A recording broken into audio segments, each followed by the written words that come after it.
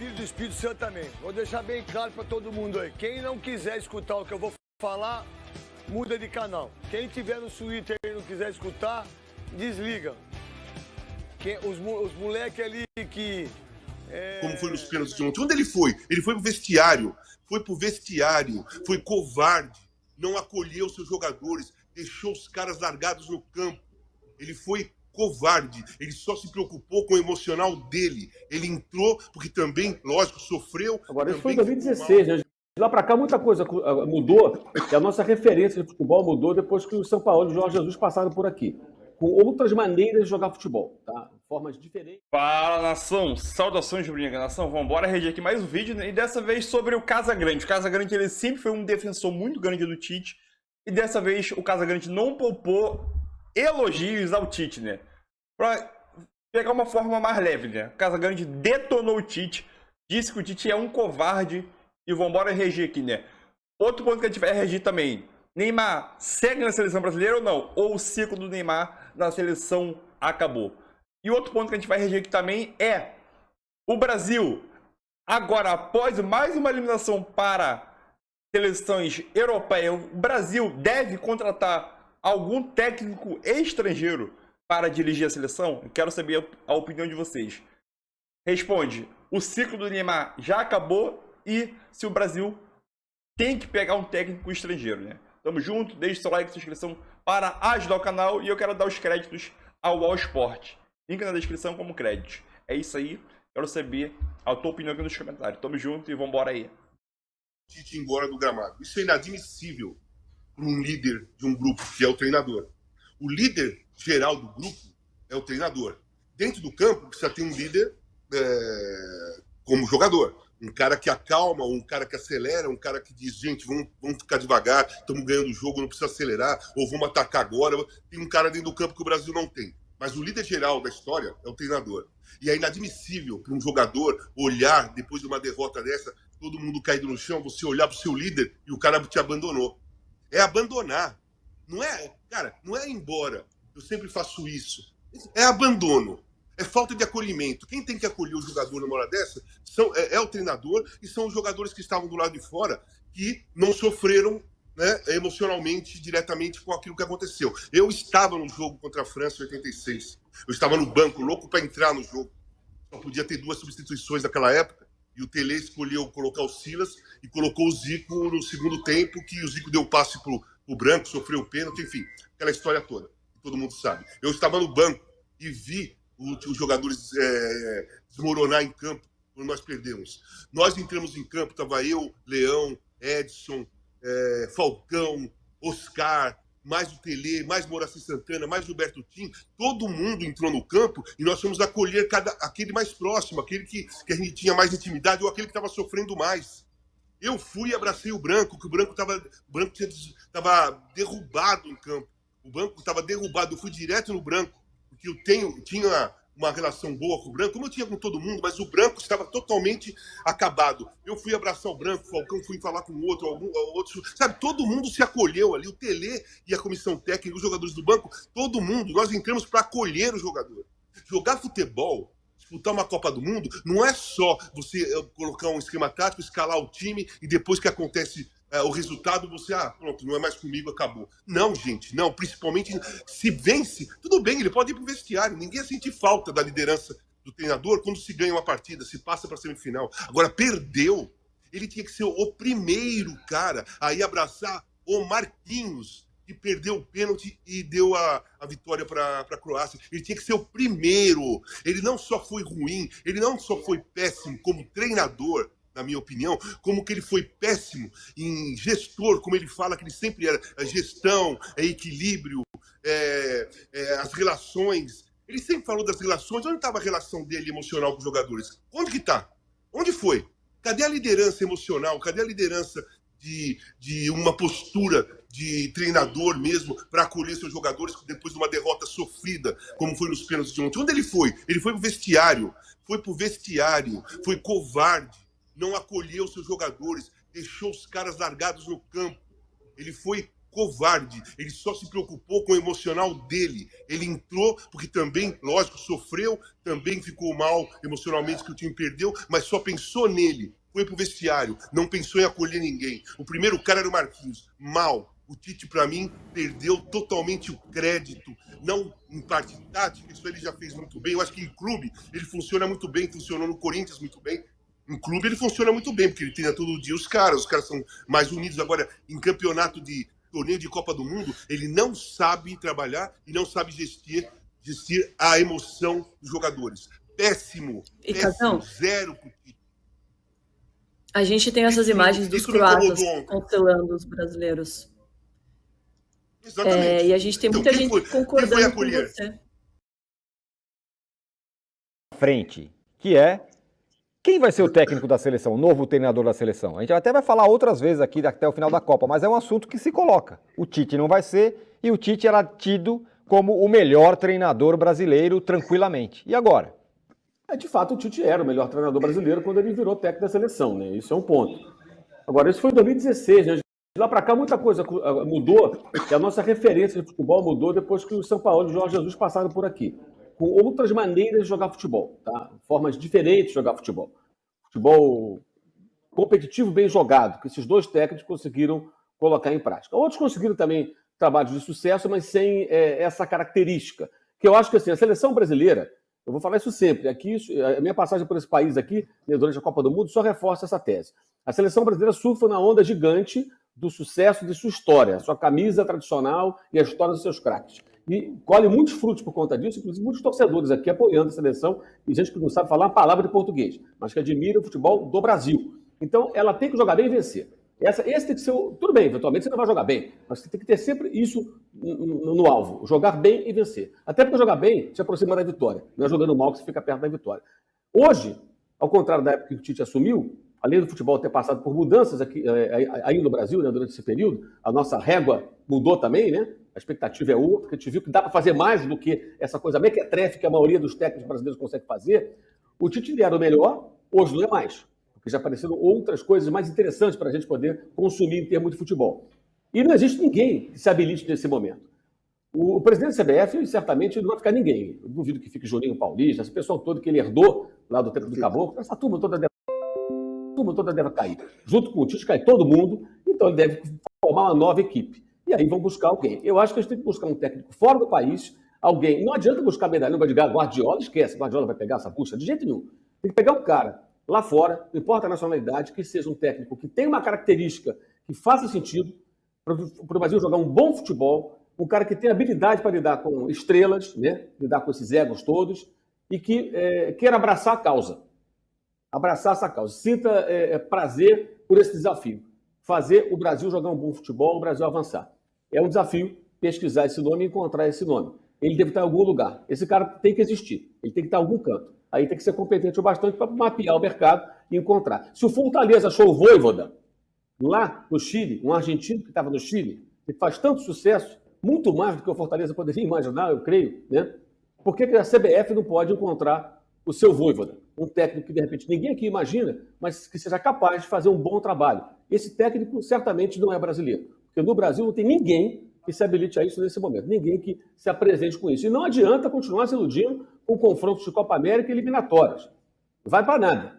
Mais um pouquinho, até a Argentina ir embora hoje. Não ficaria nenhum sul-americano.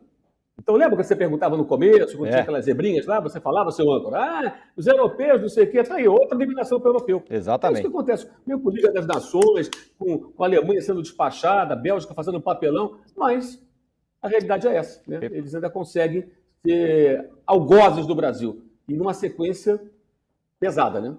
O Márcio Mendes fala com todo respeito ao senhor Adinor, mas qualquer técnico da segunda divisão do Brasil entenderia que Croácia com seu meio-campo desfilou hoje. Ô, Tironi. Há 8 anos eles jogam assim. Diga, Casão. Não, rapidinho. O Brasil foi eliminado pela Alemanha em 14. Bélgica, França em 16, França em 2006. Holanda em 2010. Alemanha em 14. Bélgica em 18, Croácia em 22, sem repetir nenhuma. Quer dizer, nós perdemos para todas. Uhum. Né? Não é que você perdeu 2 vezes para a Alemanha ou 2 vezes para a... Não, está revezando. Tá revezando. Cada Copa é uma europeia diferente que derruba a gente. Então nós estamos fazendo um giro. Daqui a pouco nós vamos ficar freguês das grandes seleções europeias, porque todas elas estão batendo de frente e eliminam. Todas elas. Aquela ilusão da Copa América e das eliminatórias não existe. Aquilo lá não pode significar nada para o Brasil. A CBF tem que começar a lutar para ter alguns amistosos com seleções europeias de peso durante 4 anos. Porque se cair nesse erro de novo, não vai dar em nada.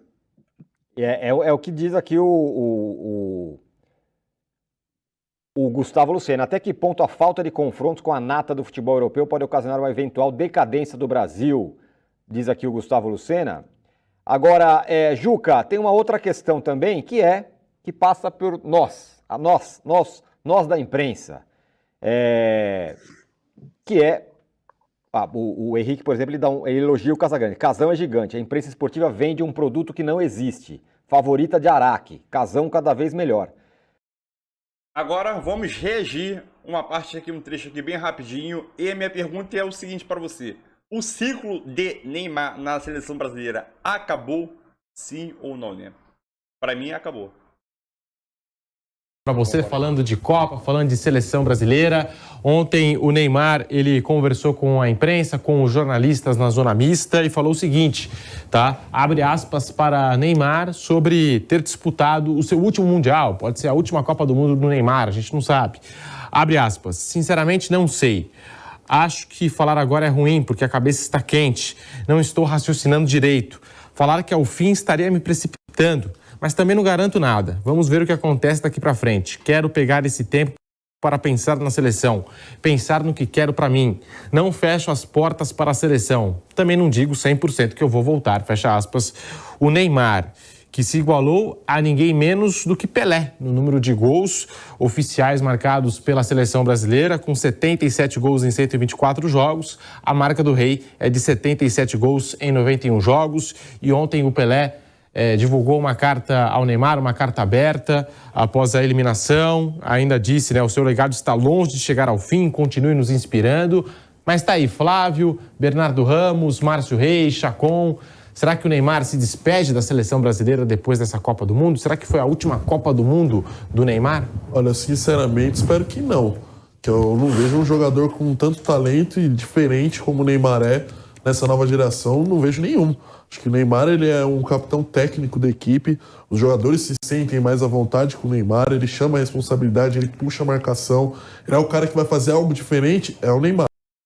Só que ele vai ter que fazer, se ele quiser jogar a Copa de 2026, e eu acho que ele tem condições, porque a gente vê um Messi jogando a Copa com 35 anos e sendo extremamente decisivo para a Argentina, ele vai ter que se cuidar muito fisicamente e se preparar psicologicamente para essa Copa do Mundo de 2026. Se ele quiser, ele tem todas as condições. Eu não consigo ver o Neymar passando essa responsabilidade de líder técnico, de ser o jogador que os caras vão procurar em campo e falar assim, opa, esse aqui eu tenho que marcar, colocar uns 2 jogadores, porque ele é o cara que vai fazer alguma coisa diferente.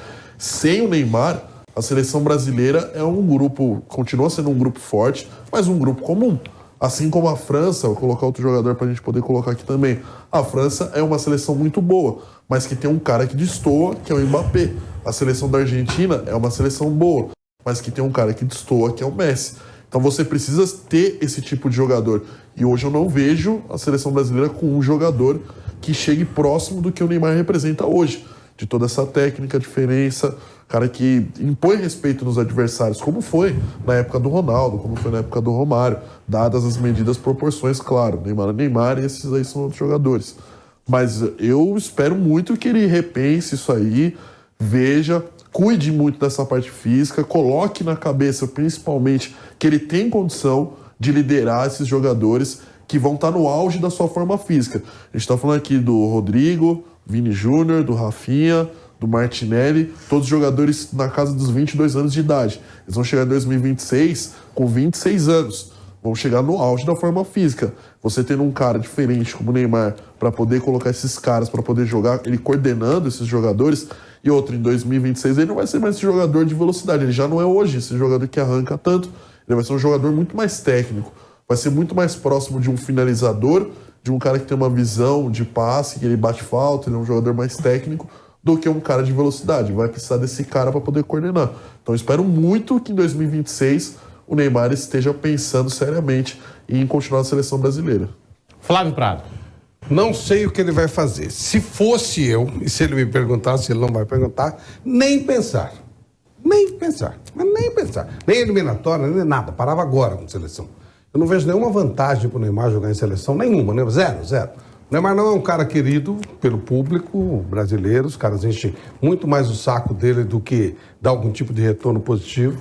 Não faz a menor diferença na carreira dele. Estou falando o que eu penso, tá? Faz a menor diferença na carreira dele. Ele é um cara resolvido profissionalmente. E daqui a pouco ele vai começar a ser caçado. Pode esperar. Ainda é cedo. Vai aumentar essa caça às bruxas.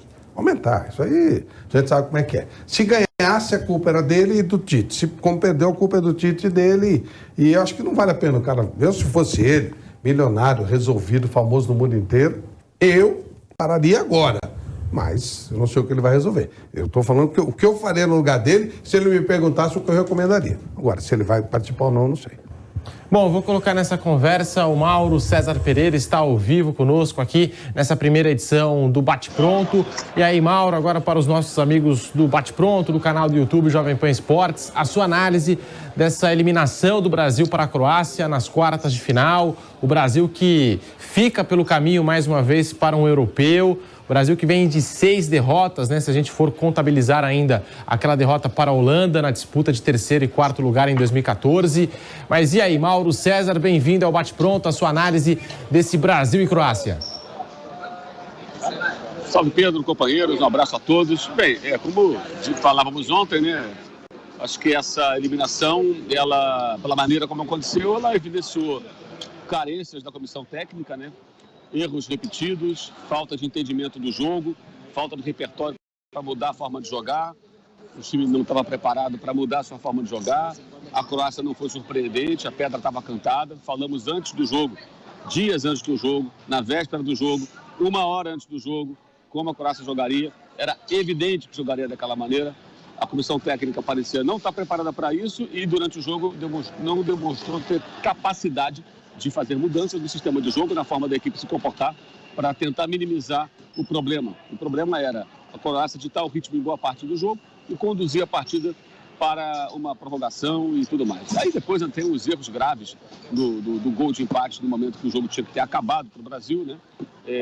A cobrança de pênalti na ordem totalmente equivocada, e o Tite ainda tentou justificar isso, ficou pior ainda. Deixou o Neymar por último, ele é o melhor batedor, óbvio que ele teria que ser o primeiro. É uma sequência enorme de erros, né?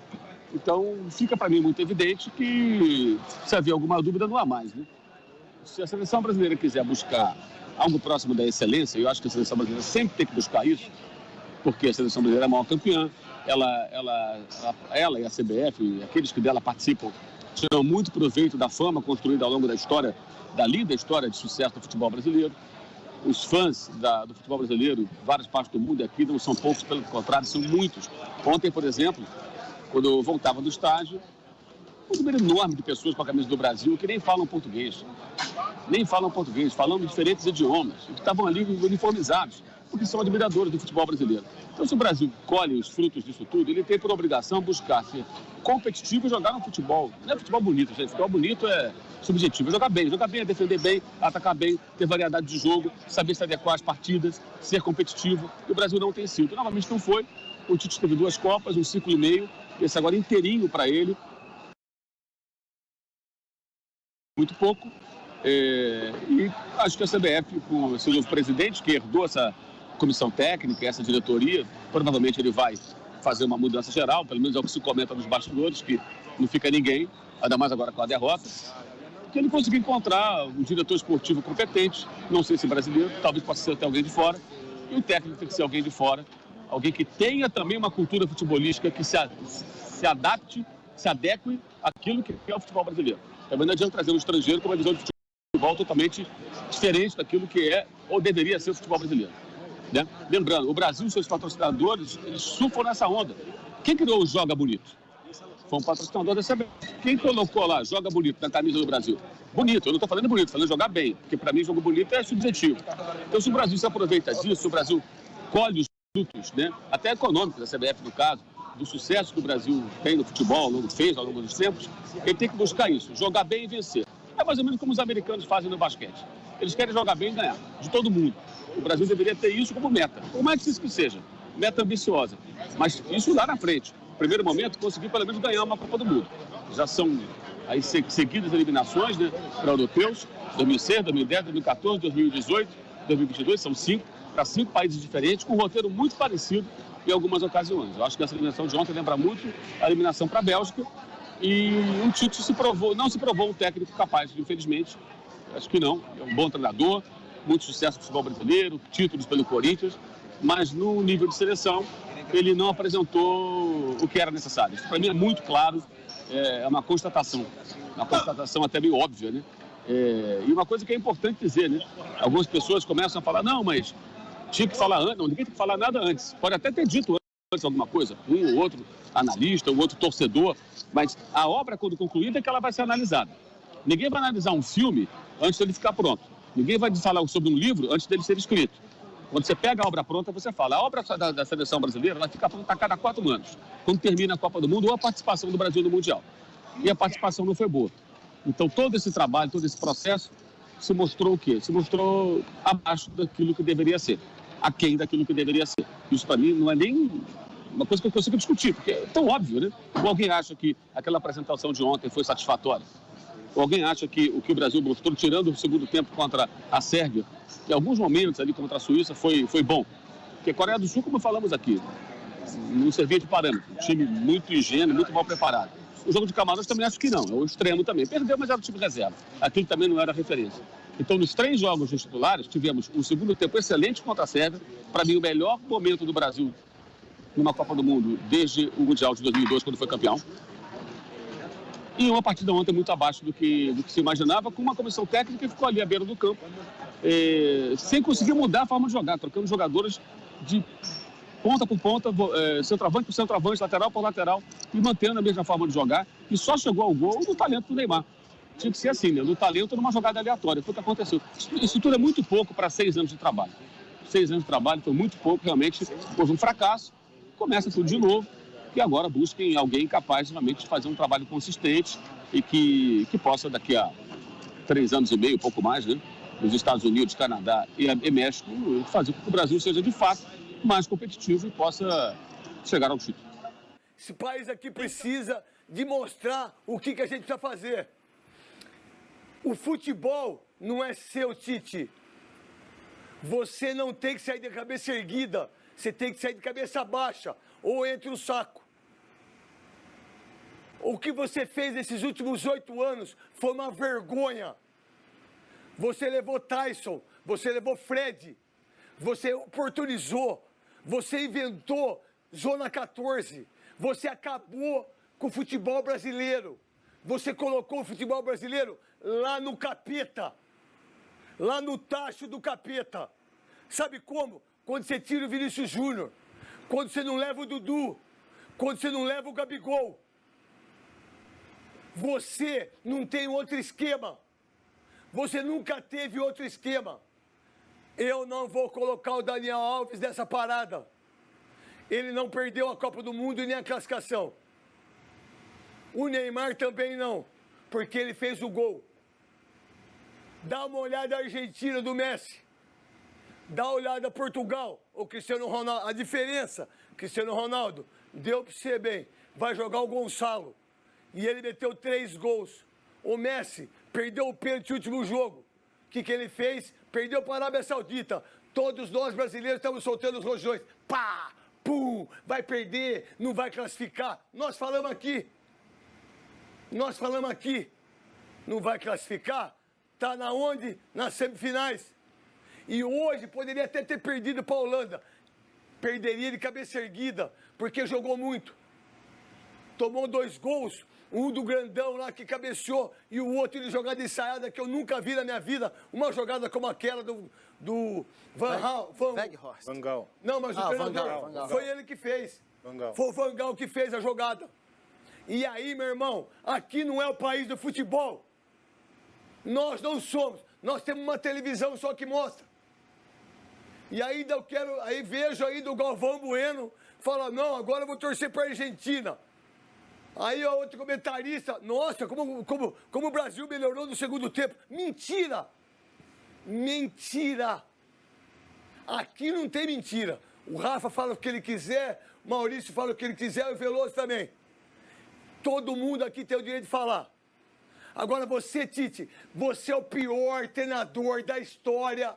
O pior treinador da história que comandou a seleção brasileira. Você é o pior. Não fale pra mim que você saiu de cabeça erguida, que você não fez nada. Você só atrapalhou o futebol brasileiro. Você acabou com o futebol brasileiro pra mim. Você arrebentou com o Campeonato Brasileiro. Você não deu moral para Libertadores. Você não deu moral para o Marcos Rocha.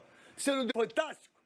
Aí vocês vão dar entrevista achando que está tudo bem, né? Porque todo mundo que dá entrevista pro Fantástico acha que está tudo bem. Nossa, está tudo bem, eu dei entrevista pro Fantástico. Quem disse isso? Quem falou isso? Como é que vocês trataram as crianças que choraram? Meus filhos, os seus. Vocês sabem o quanto que as crianças estavam acreditando em vocês? E você é o único responsável, Tite. Não são os jogadores. Tem jogadores que eu não gosto. Não gosto jogando bola. E outros eu não suporto como pessoa, como celebridade. Porque celebridade para mim é juiz. Sabe o que é celebridade para mim? Bombeiro, policial, professor, médico. Vocês não são celebridades. E também o menino Rodrigo bateu o primeiro pênalti erradamente. Se você quis bater, Rodrigo, você é o responsável. Mas se o Neymar não quis e o Tite mandou você, o Tite é o responsável e o Neymar também. E a pior de todas, para terminar. Pô, os caras ganham no...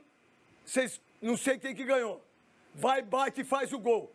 O que eu tenho que fazer? Fazer outro gol. Quem que tem que bater? O Neymar, porra! Fazer outro gol. Quem que tem que bater? O Neymar, porra! O Neymar! Aí você, Tite, deixou ele para bater em quinto ou ele que quis?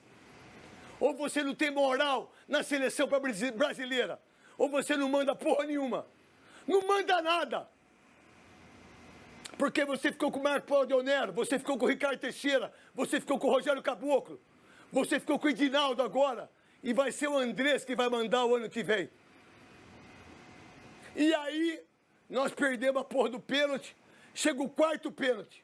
Quem tem que bater? O Marquinhos.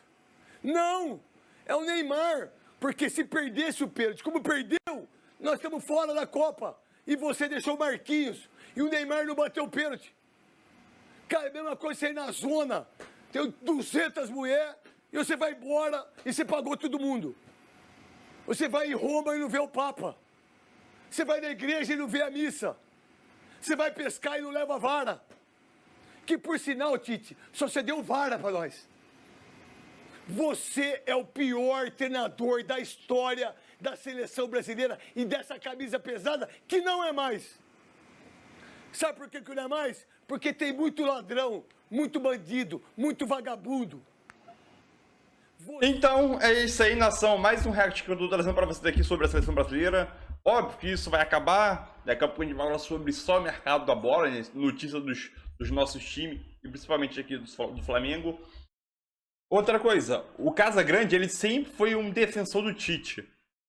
Ainda mais porque ele fez no Corinthians, o Casagrande é corintiano, sei lá o quê. Mas hoje, com essa eliminação, o Casagrande não passou pano.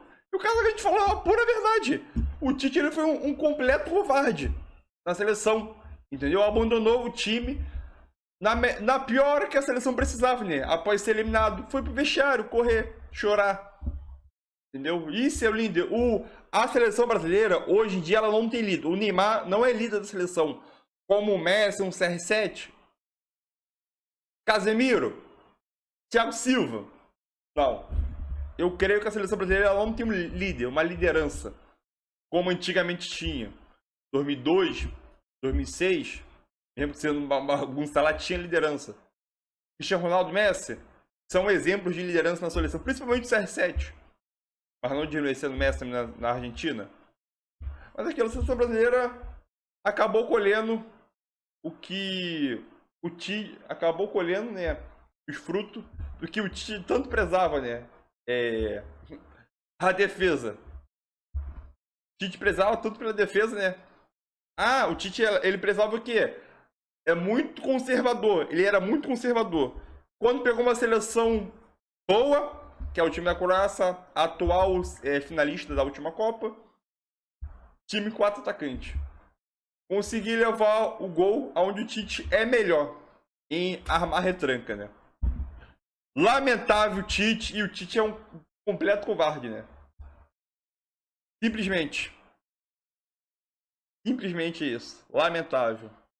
Tite, acabou. Tchau. A era do Neymar também, pra mim, já acabou também. Novo ciclo. Pedro na seleção. Endrick, Vinícius Júnior, Rodrigo para próximas convocações. E assim. E é isso aí. Infelizmente. Tamo junto aí.